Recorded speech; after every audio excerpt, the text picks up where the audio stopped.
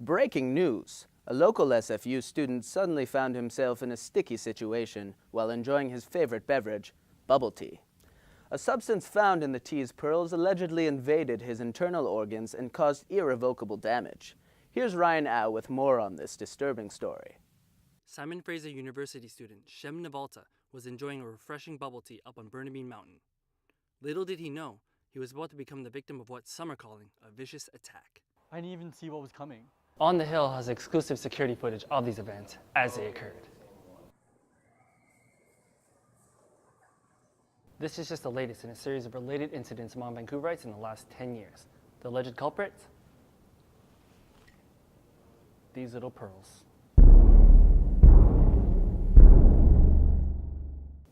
So why are these little tapioca balls causing so much concern?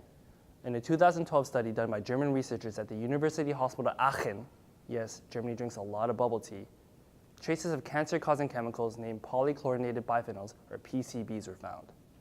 Manfred Moeller of the Institute of Hygiene and Environmental Medicine at the university told a German newspaper that what we found includes a particular styrene, acetophenone, and brominated substances that shouldn't be found in food at all.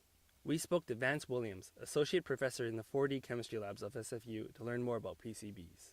PCBs act as DNA intercalators. In other words, because they're these kind of flat molecules, is when they encounter DNA, it can insert itself into that structure, and that can screw up the way in which DNA replicates itself.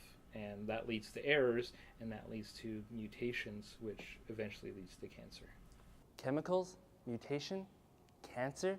It's no wonder why Shem is so concerned. We asked Williams about what effect these PCBs can have on the human body. Not only are they potentially carcinogenic, but they also build up in our body over time. Unlike many other materials where we may ingest them, but then our body breaks them down or just gets rid of them very easily.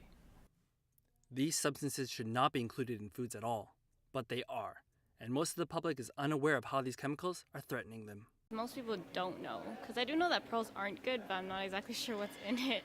No, not much. Sugar, possibly? A lot of sugar, I don't know. Some, such as the Center for Science in the Public Interest, are advocating that offenders, such as these pearls, should not only be explicitly labeled with the harmful chemicals present, but should communicate exactly how threatening they are to the public. People should know what they're putting inside their systems. But hold on a second. PCBs may not be the celebrity chemical that everyone seems to know about.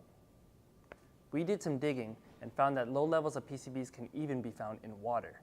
Traces of PCB can also be found in food, drinks, and even in the air. SFU student Samuel O is the president of the SFU Anti-Polychlorinated Biphenyl Ingestion Society. However, Williams feels that this kind of concern is unwarranted and that the public should not be so concerned about taking in PCBs. We have to be careful about labeling foods that have incidental contact with substances. The danger with trying to label everything that may be in something is that that's going to be a very long list, and what we probably end up doing is create a society of people who are just terrified of everything that they eat. Many of the reports released over this research mention nothing about the amount of PCB present in the pearls, merely the fact that they are cancerous. Thus, the criminal acts of these pearls might in fact be incidental.